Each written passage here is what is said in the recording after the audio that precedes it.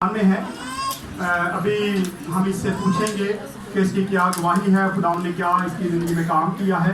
आए इससे गवाही सुनते हैं। जी मुक़द्दस। खुदावंद की अज़ीम जलाली बाबत पर नाम में आप तमाम को मेरी तरफ से सलाम। मेरी दुआएं कुछ इस तरह की जवाब दिया करें। मेरी दुआएं कुछ इस तरह है कि मुझे उम्मीद भी नहीं थी कि मैं पास होंगी, क्योंकि जिस टाइम मेरे पेपर हो रहे थे ना, तो पेपर आने वाले थे कि आ गए थे, तो हमारे घर में इतनी मुश्किलात परेशानियाँ थी ना कि हमें एक घर से दूसरे घर जाना पड़ता था।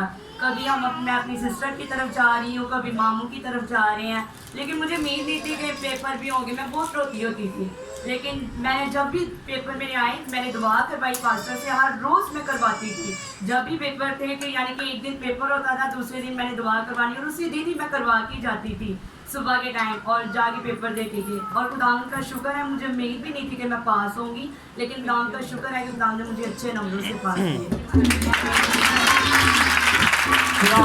जब हमारा भरोसा बड़े काम करता है, खुदा ने इसको कामयाब किया, हम खुदा के शुक्रगुजार हैं।